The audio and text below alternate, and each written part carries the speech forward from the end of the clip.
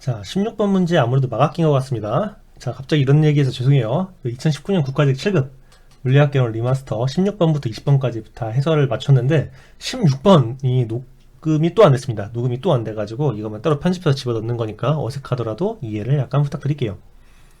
자, 20m 높이의 건물에서 옥상에서 진동수가 500Hz인 소리를 내고 있는 알람 시계를 초기 속도 없이 자유낙하시켰대요. 대충 이런 상황이지. 이 그림만 지금 세 번째 그림입니다. 시계가 툭 떨어지는 상황이죠.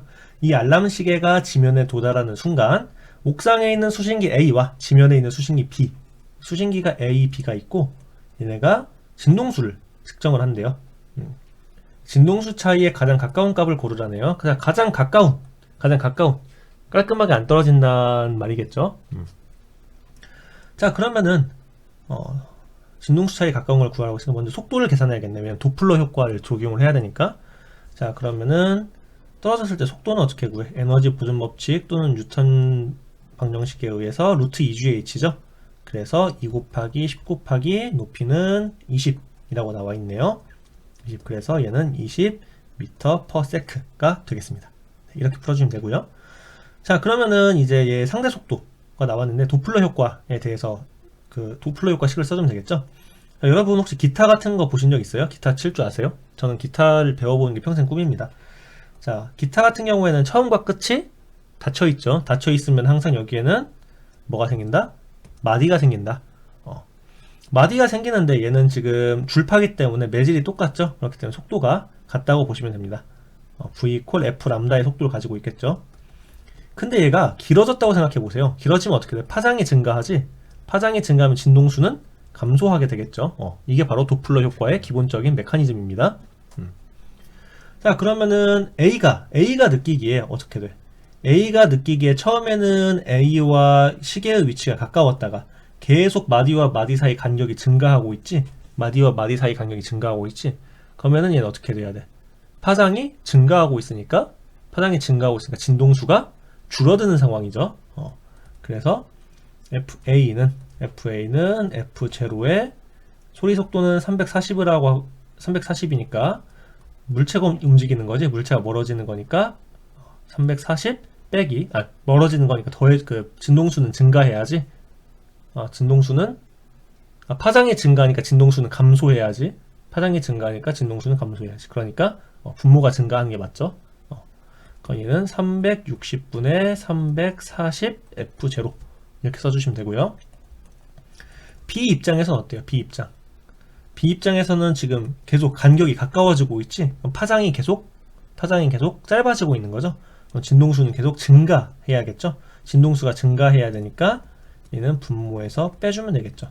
물체가 그러니까 측정 장치가 가만히 있는 거니까 이제 분모만 변해주면 되는 거잖아. 그래서 얘는 320분의 340 F0 이렇게 써주시면 되겠습니다. 근데 진동수의 차이에 가까운 걸 쓰라고 했지? 진동수 차이. 그럼 차이를 계산해주면 되겠죠. 얘는 320분의 그러니까 32분의 34 빼기 36분의 34 이렇게 들어가지고 마지막에 F0를 곱해주면 되겠다. F0는 500이라고 문제에 나와 있네요. 자, 그럼 얘를 어떻게 풀지? 얘를 좀 쉽게 풀 수 있는 방법 없을까? 얘는 지금 1점 뭐0 얼마 이렇게 되겠죠. 빼기 얘는 뭐 0.9 얼마 되겠지.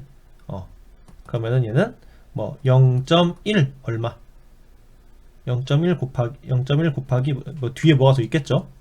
0.1 xx 곱하기 뭐 f0 이렇게 되겠네. 그치?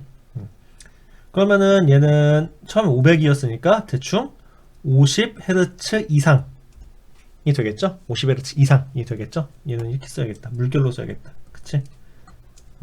물결로. 그러면 답은 50Hz 이상이니까 3번 골라주시면 되겠습니다. 50Hz에서 기껏해야 뒤에 뭐 몇 더 500Hz의 뭐 한 10% 정도 500Hz의 10 몇 퍼센트 정도 변할 테니까 그러면은 10 몇 퍼센트 500Hz의 10 몇 퍼센트에 해당하는 거니까 이렇게 해서 해주시면 되겠죠. 얘 왜 45Hz는 아닙니까? 얘가 더 크잖아. 더 크잖아. 그러니까 60Hz 이렇게 골라주시면 되겠습니다. 됐죠? 이렇게 풀어주면 될 것 같고요. 자, 17번부터는 과거에 제가 푸는 영상이 올라갈 겁니다. 리마스터를 한다고 하니까 이 컴퓨터가 계속 꺼져가지고 풀이를 이번에는 소리 녹음이 안 돼가지고 소리 녹음이 안 돼서 다시 가도록 하겠습니다. 자, 2019년 국가직 7급 물리학개론 마무리 지어보도록 하죠. 자, 16번입니다. 20m의 높이의 건물의 옥상에서 진동수가 500Hz인 소리를 내고 있는 알람 시계를 자연낙하시켰대요. 이런 실험의 결과는 뭐죠? 어머니께 등장을 왔습니다. 이 알람 시계가 지면에 도달하는 순간 옥상에 있는 수신기 A와 지면에 있는 수신기 B에 측정된 알람 시계의 진동수 차이에 가장 가까운 것은, 자, 가장 가까운 거 고르라고 했으니까 나누어 떨어지지 않는다 라고 생각을 해주시면 되겠죠. 자, 그러면 계산을 해봅시다. 도플러 효과 물어보는 문제죠. 도플러 효과라는 게 뭐예요? 도플러 효과, 우리가 그 기타줄 생각해봅시다. 기타줄 하나 생각해보시면요, 이 끝과 끝, 여기서 마디가 생기지. 마디, 그 파장이 이렇게 형성되거나 아니면은 이렇게 파장이 형성이 되잖아요. 그쵸? 그런데 얘가 멀어진다고 생각해 보세요. 얘가 멀어진다. 얘가 멀어지면 어떻게 돼? 멀어지면 파장이 길어지지. 매질은 똑같으니까 속도는 안 변해요. 얘가 멀어지면 뭐가 증가해야 돼? 파장이 지금 증가하고 있는 거지. 그럼 진동수는 어떻게 돼? 떨어지지. 왜? V 이퀄 F 람다니까. 얘가 통제되어 있는 상황이니까. 그치? 그래서 상대 운동에 따라서 진동수와 파장이 변하는 효과, 이게 바로 도플러 효과입니다. 이렇게 이해하시면 돼요. 이런 내용까지 이런 내용 상기하시고, 자, 그러면은 일단 옥상에서 어떻게 된 거야? 시계가 뚝 떨어져주면 되겠죠? 도착했을 때 속력은 어떻게 구해? 그 에너지 보존 법칙에 의해서 루트 2GH가 되겠지? 2 곱하기 중력과 속도는 10이고요. 높이는 지금 20m라고 나와 있네요. 그러면은 얘는 20 곱하기 20이니까 20m/s 이렇게 계산을 해주시면 되겠습니다. 자, 그러면 도달했을 때 이 위에 있는 수신기랑 아래에 있는 수신기가 수신한 상대 운동에 의해서 수신한 진동수가 달라지겠지? 그럼 먼저 FA부터 계산해 봅시다. A가 측정한 진동수는 어떻게 되느냐? 그러면은 어떻게 돼? 초기 진동수 곱하기 소리의 속력은 340으로 풀라네. 340에 340. 자, A 같은 경우는 어떻게 돼? 지금 계속 파장이 길어지고 있죠? 그러니까 계속 진동수는 짧게 돼야 되니까 분모에 얘를 더해주면 되겠다 라고 보시면 됩니다. 그러면은 얘는 어떻게 되지? 얘는 360분의 340 이렇게 풀어주시면 되겠습니다. 여기에 F0 곱해주면 되겠죠? 그럼 B도 똑같이 구해줘 보죠. B는 지금 어떤 상황이에요? B는 계속 파장이 짧아지고 있지. 그럼 진동수가 계속 증가하고 있는 거잖아. 그치? 그러니까 340 빼기 20 이렇게 해주시면 되겠습니다. 그러면은 얘는 320분의 340이 되겠습니다. 이렇게. 자, 이렇게 풀어주시면 되겠죠? 그래서 진동수 차이를 계산하라고 했으니까 얘는 최종적으로 FB에서 FA를 빼주시면 되겠습니다. 그러면은 F0로 묶고요. F0로 묶고 320분의 340 빼기 360분의 340 이렇게 계산을 해주시면 되겠죠? 네, 이렇게 계산을 해주시면 되겠습니다. 그러면은 얘를 좀 쉽게 계산할 수 있는 방법이 뭐가 있을까라고 고민을 좀 해보면 얘는 지금 얼마쯤 될까? 얘는 지금 1점 얼마쯤 되겠지? 1점 얼마가 될 거예요. 그러겠죠? 얘는 얼마쯤 될까? 0.9쯤 되려나? 0.9쯤 되겠다. 그치? 0.9쯤 되겠지? 그러면은 얘는 한 0.1 곱하기 F0쯤 나올 테고 최종적으로 얘는 대략 한 F가 500이라고 했으니까 50Hz 정도의 근처에 누군가가 나오겠죠? 50Hz 근처에 나오겠지? 그럼 2번 아니면 3번이겠다. 그치? 2번 아니면 3번으로 풀어주시면 되겠습니다. 엄밀하게 하시려면 이거 그냥 계산하시면 돼요. 32를 먼저 34로 나눠. 그럼 20. 점하고 0 한 다음에 6, 38 해가지고 1.06 빼기 36을 또 34로 나눠 0점 해가지고 8, 3, 9, 9, 4, 3, 9, 3, 27 9, 6에 54 해가지고 54, 9, 3, 27에 320 해가지고 이렇게 해. 그러면 되겠죠? 그러면은 얘는 그거네. 그 10%보다 크지?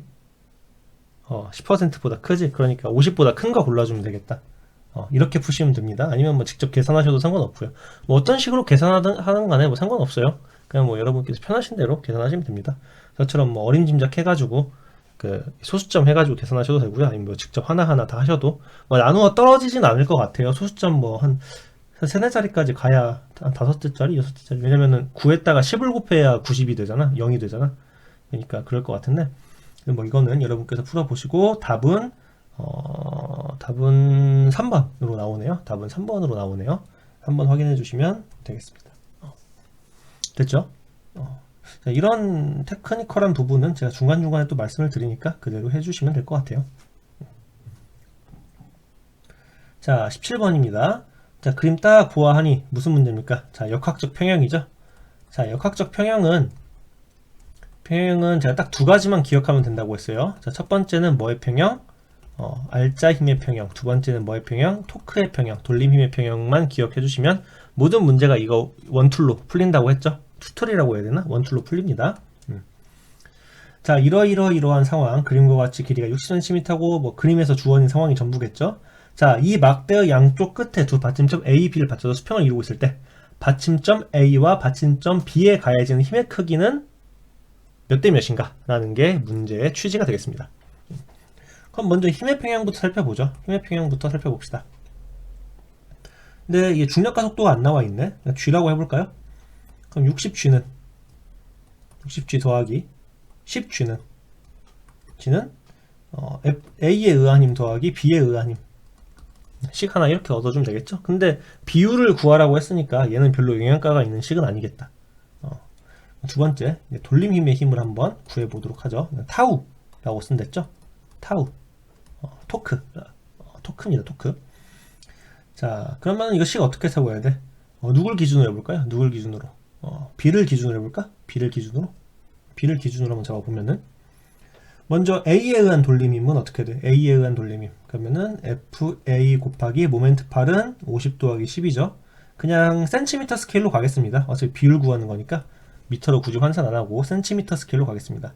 얘는 일단 그 6kg짜리에 의한 힘 6G 곱하기 모멘트 팔은 50이죠. 여기에 더하기 그 막대기는 질량 중심까지가 모멘트 팔이죠. 그러니까 30 해주면 되겠다. 해주면 되겠죠. 그러면은 F는 몇쯤 돼? F는 300에 300, 600. 그러니까 600을 60으로 나누니까 10G. FA는 10G가 됩니다. 시간 나타났다. 시간 나타났고. 그러면은 이제 위에서 70이니까 B는 70G. 70G니까 FA가 10G라면은 BA는 60G면 되나? FB는? 이렇게 하면 힘의 평형이 딱 되나?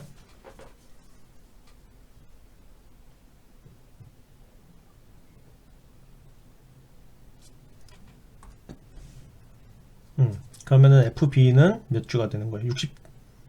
답이 없네 그러면. 여기 6G구나. 얘가 6G구나. 얘가 6G네요. 그쵸?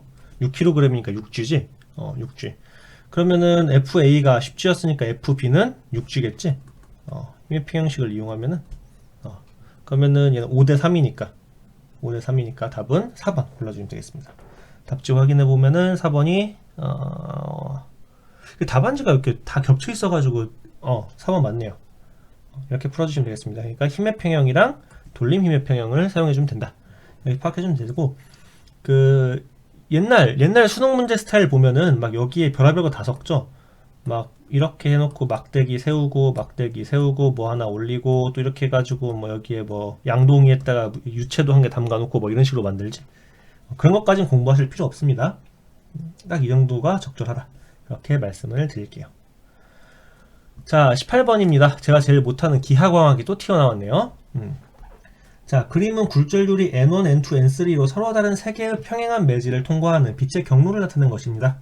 자, 세타2, 세타1, 세타3일 때 세타2가 제일 크고 세타1이 그 다음, 세타3가 그 다음. 이 매질들의 굴절률 크기자. 굴절률은 각도랑 무슨 관계 있어? 반비례 관계지? 굴절률이라는 거는 사인 세타와 반비례 관계에 있는데 사인이라는 거는 세타랑 비례 관계에 있잖아. 그 비례 관계에 있으니까 얘를 이렇게 쓰면 되지? 그치? 굴절률은 2가 제일 크니까 2가 제일 작고 3이 제일 그 각도는 세타2가 제일 크니까 굴절률은 그 n2가 가장 작겠죠? 그렇게 찾아주면 되겠죠? 그리고 3가 제일 커야겠지? 그러겠지? 그러니까 답은 1번 골라주면 되겠습니다. 답지도 맞고 됐죠? 스넬의 법칙 푸시면 돼요. 그러니까 이 사인 세타라는 게 세타에 비례하잖아. 0도에서 90도까지는. 왜냐면은 이렇게 올라가니까. 제가 테일러 익스펜션 옛날에 무슨 강의에서 테일러 익스펜션 설명해서 말씀드렸었는데 그것까지 갈 필요 없고 그냥 스넬의 법칙 생각해 주시면 되겠습니다. 스넬의 법칙 이용해주면 돼요. 이렇게 3개 붙여가지고 내면은 꽤 어려운 문제예요.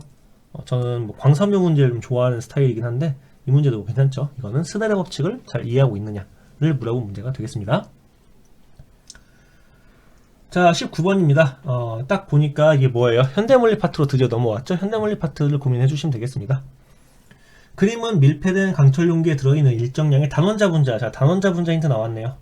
분자의 이상기체가 상태 A에서 B로 변화했을 때 기체 분자의 속력 분포가 변한 거래요. 자, 제가 연력학 시간에도 말씀드렸지만 연력학 1법칙은 가한 열량은 이상기체의 내부 에너지를 변화시키고 외부에 일을 한다라고 말씀드렸죠. 내부 에너지가 어떻게 된다고? 내부 에너지가 증가했다는 사실은 내부 에너지의 그 기체의 온도가 증가했다는 얘기고, 이 얘기는 기체의 운동 에너지가 증가했다는 얘기고, 이 얘기는 기체의 속도가 증가했다는 얘기고, 이거 다 말씀드렸죠. 자세한 거는 연력학 파트 개념 강의 가셔가지고 잠깐 확인해 보시면 될 겁니다. 자, 기억, 기체의 평균 온도 바로 물어보죠. 평균 온도는 A일 때가 B일 때보다 낮다. 자, 분자의 속력이 빠르다는 얘기가 뭐야? 속력이 빠르다는 얘기, 에너지가 높고 온도가 높다는 얘기지? 그치? 그렇기 때문에 기체의 평균 온도는 A일 때가 B일 때보다 낮다. TA가 TB보다 작겠죠? 왜냐면 속력이 더 느리기 때문입니다. 속력이 느리기 때문에 TA는 TB보다 작게 되겠습니다. 니은 기체의 평균 내부 에너지는 A일 때가 B 바로 물어보잖아. 내부 에너지는 A가 더 작지. 그래서 기억과 니은은 맞는 진술이고요. 디귿 기체 상태가 A에서 B로 변할 때, 페이즈가 변할 때, 상이 변할 때 기체는 열을 방출한다. 자, A 같은 경우에는 분자수가 많죠. 평균 상대적인 분자수가 많고 온도가 더 어떻게 돼? 온도가 낮지. 근데 B는 온도가 높잖아. 그치? 온도가 올라가려면 어떻게 해야 돼? 온도가 올라가려면 열을 흡수해야겠지? 온도가 올라가려면 열을 흡수해주면 돼요. 방출한다고 했으니까 잘못된 인술이다. 그래서 기억니은. 봐봐요. 개념 강의 때 말씀드린 거. 개념 강의 때는 이게 하나하나 어떤 비례관계에 있는지 다 말씀드렸지? 평균값이랑 말씀드리면서 확인하시면 될 것 같습니다. 자, 20번. 좀 튕겨가지고 다시 녹화를 해요. 자, 물체가 원점에 놓여 있고요. 광축인 X축을 따라 초점 거리가 1m인 볼록 렌즈가 2와 2.5 지점에 있다. 그때 상이 맺히는 위치를 구하라 라는 문제인데, 원점에 물체 하나가 이렇게 있는 겁니다. 얘 이름을 물체, 빨간색 물체라고 할게요. 그래서 2m 위치에 뭐가 있냐면 렌즈가 하나 있으면 되겠죠? 렌즈입니다. 착한 분에게는 렌즈로 보일 거예요. 그 다음에 2.5m 위치에도 렌즈가 하나 더 이렇게 있어주면 되겠죠? 광축은 X축. 자, 이때 물체가 뚜렷이 맺히는 위치를 계산해주면 되는데, 자, 그러면은 이거는 두 가지 과정을 나눠서 계산해야겠네요. 이 물체와 2m 위치에 있는 렌즈의 상호작용, 그리고 그 상호작용을 끝낸 빛과 2.5m 위치에 있는 렌즈와의 상호작용. 이 두 가지를 스텝 바이 스텝으로 고민해 주시면 되겠습니다. 그러면은 일단 2m 위치에 있는 렌즈부터 고민을 해볼까요? 자, 2m 위치에 있는 렌즈에서 물체까지 거리는 2m가 되겠습니다. 2m. 양수 2m가 될 거고, 그 다음에 상이 맺히는 거리는 아직 어딘지 몰라요. b분의 1이라고 하겠습니다. 근데 얘가 초점이 1m래요. 초점이 1m로 나와 있으니까 1분의 1 해주시면 되겠습니다. 그럼 b분의 1은 2분의 1이 돼서 b는 2m가 되겠죠. b가 2m. 근데 헷갈리시면 안 되는 게 뭐냐면요. 또 헷갈렸다. 헷갈리지 이거 미터예요. 헷갈리지 말으셔야 될 게 기준이 2m잖아. 그러니까 2m의 위치에 있는 렌즈에 의해서 2m에 상이 맺혔으니까 얘는 어디야? 뒤쪽이지? 그러니까 4m. 4m 위치에 지금 상이 맺혀 있는 거지? 상이 맺혀 있는 겁니다. 이런 식으로. 그러면은 이제 이 4m에 맺혀진 상과 2.5m의 상호작용, 2.5m에 있는 렌즈의 상호작용을 해야겠지? 3m의 상이 맺혀야 되는데 지금 그 가운데에 2.5m가 있는 거잖아요. 그쵸? 2.5m가 있는 거니까. 자, 그러면은 다시 2.5m에 있는 렌즈의 입장에서 고민을 해보면은, 자, 그럼 이 상이 지금 렌즈로부터 어떻게 돼 있는 거야? 렌즈 뒤쪽에 있는 거지? 렌즈 뒤쪽에 있으니까 A는 상의 위치는 1.5m가 되는 거지. 이 상의 위치는 1.5m인데 마이너스가 되는 거지. 그 다음에 초점 거리는 아직 모르고 인덱스 구분을 좀 해야 될 것 같은데 B'이라고 할게요.